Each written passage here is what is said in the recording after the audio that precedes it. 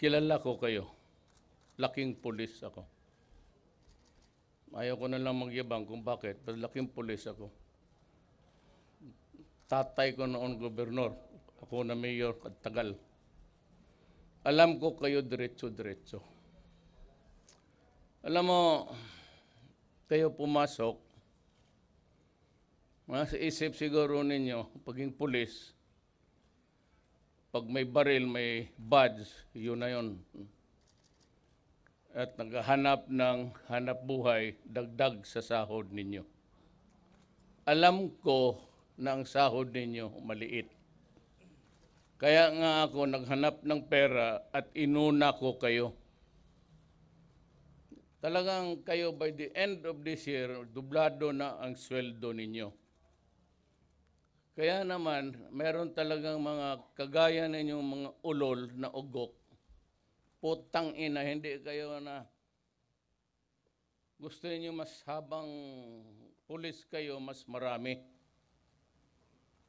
Yan ang problema ninyo. Yung iba nagbababae, may asawa, yung iba naman mag-ambisyon, gusto ng kotse, gusto ng magandang buhay. Ba't kayo pumili na pagkapulis? Alam naman niyo talagang mahirap. Mahirap talaga ang pulis. Entry fee ninyo lang. Kaso, nag-aambisyon kayo ng mas malaking kita. Kunin nyo dyan sa mga vendor, sa mga driver, kung anong kaputahan, magkapera lang. Minsan hold up, minsan mga inosenteng tao, sinisita ninyo kung ano-anong kalukuhan na sinasabi ninyo. Yung makita ninyo yung mga nakaparking dyan, babae at lalaki, naghalikan lang, huli ka agad. Anong pakialam ninyo?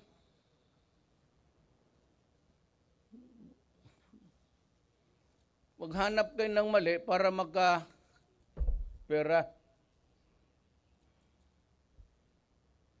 Gusto ko yung ihulog dyan putang inang Pasig na yan. Pero wag na lang, kasi itong human rights, kung anong nakikita naman sa buhay ng isang taga-gobyerno na gustong disiplinahin kayo. Gusto ko, palinisin ko kayo ng magbalik kayo dito, mag-swimming trunks. Linisin ninyo yung Pasig River. Inumin ninyo kasi madumi. Putang ina kayo.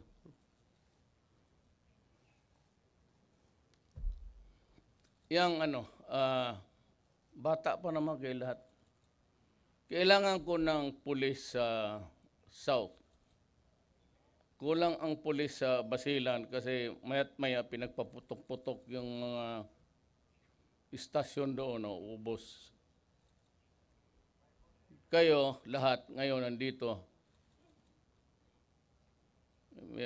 Kasali kayo sa task force sa South. Padala ko kayo sa Basilan. Tumira kayo doon ng mga 2 taon. Kung lumusot kayo buhay, balik kayo dito.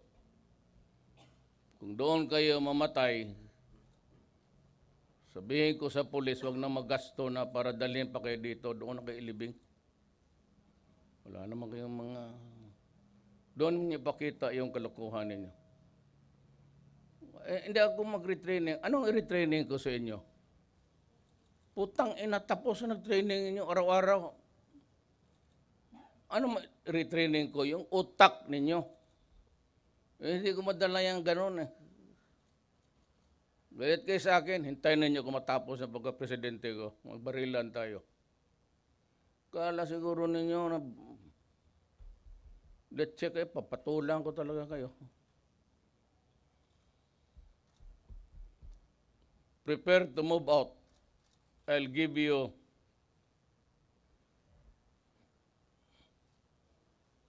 2 weeks from now, 15 days.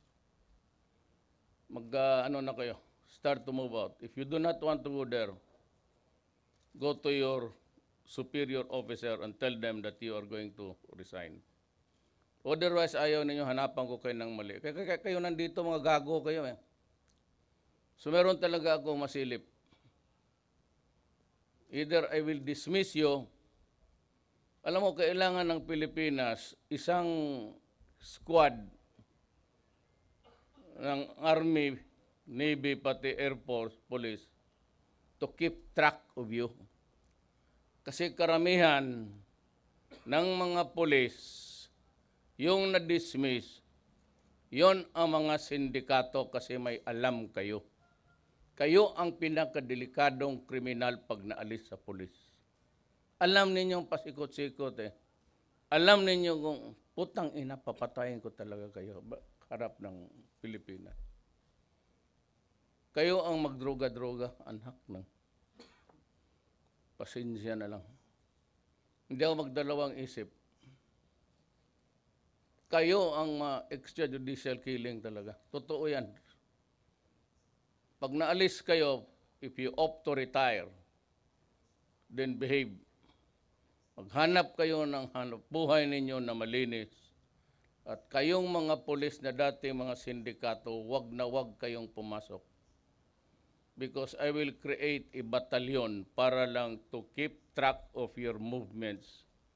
Because it has been the sad experience of this country that the most vicious criminals are karamihan ex-police or sometimes ex-military man. Kaya kita mo sa Mindanao yung mga kuratong baliling ng mga dating military. Kayo yan eh. Masanay kayo sa mga kriminal. At nasaya kayong pumatay. Kaya tuloy napapasama sa anti-illegal campaign kayo. Binibigyan kayo ng pera. Tama yan. Ang mali ang mga ulol at saka walang utak. Alam ninyo, ang pulis bibigyan mo ng pera. Yan sila. Kasi pag walang trafficking, walang buy and sell, walang trafficking, walang mangyari. We're trying to get rid of the supply. Kaya pumuntayan sila, may pera magkunwari bibili. Nangyari itong mga gagon to, hindi binigay yung pera, pinatay yung mga puser, kinuha yung shabu, ipinagbili, tapos pati yung pera binulsa. So do not be surprised about these allegations they are being paid. Oh, how are you supposed to enter into a trafficking event kung walang nagbibili, wala rin nagpabili, so walang trafficking? Eh di possession lang, billable. Kaya ganon yan. Diyan nagkakandalo ko. Hindi ko alam ilan nangyaring ganon.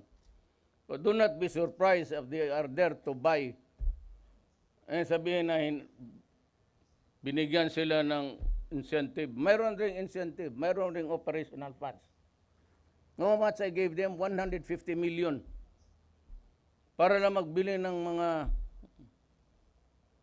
Eh yung iba, yun ang nangyari. Sabi nila binibigyan sila ng 5 mil, 10 mil. Putang ina, bakit ko kayo bigyan ng pera? Trabaho ninyang pumatay. Let's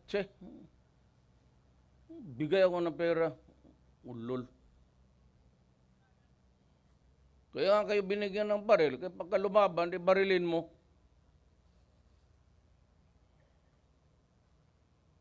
Daan ako ng Pasig River. Wala akong nakitang water lily.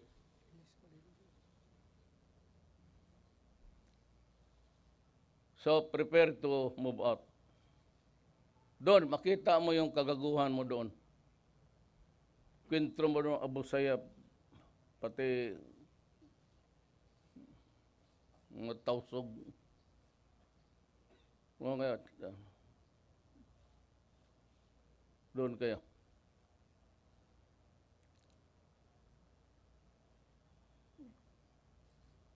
Tangina ninyo. Buisit kayo. Ano, 2 taon lang sa pulis, gusto kotse agad. Gusto ng bahay. Ito mga maggago na ulol kayo. Kaya nga nag-i-standby, nagpapatrol na, nandyan sa mga barbar. Kaya yung mga magaganda dyan, gusto ninyo, inyo. Wala kayong pera, ayan. Ewan ko ilang tao na pinatay ninyo na inosente na walang kamuang-muang. Pero kung hindi ko kayo palusutin, sa totoo lang. Pag ninyo akong hamonin ng barilan, talagang papatulan ko kayo, mga putang ina ninyo. Hintayin ninyo ako, 6 years from now, kikita tayo ulit. Let's kayo. Sabi ko, hindi ako yung presidente na galing dito, ha? Yung mga pitsugin. Na pinipili lang ng mga mayaman dito sa Manila kung sinong kandidato nila. Ako'y hinalal ng tao. Hindi ba matalo sa pagmahal lang sa pulis? Kita mo ang Davao. Walang abusado, walang checkpoint, wala lahat. Buhay ng mga tao doon,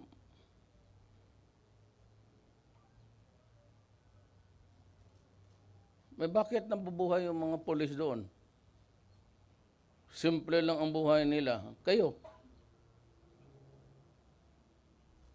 pinukarami ninyo mga ulol kayo. Putang. Sayang yung susweldo-sweldo ng gobyerno sa inyo. Alam nyo, alam ko kultura ng pulis. 2 out of 5 sa inyo tagdadalawang asawa. Yan ang sakit ninyo. Kasi nga, pagka naka-uniforme, may baril, may badge, kala mo sino na ang mga ulon. Tangina. Nabibika na rin yung sarili ninyo.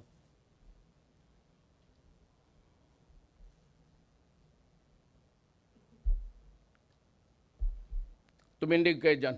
Maghintay ako pag kausapin ko kayo. Huwag kayong umalis dyan. Yung ganong purma na yan. Putang, buhusan ko kayo. Pag may nakita ako, nag-relax sa sipain kita. Tignan.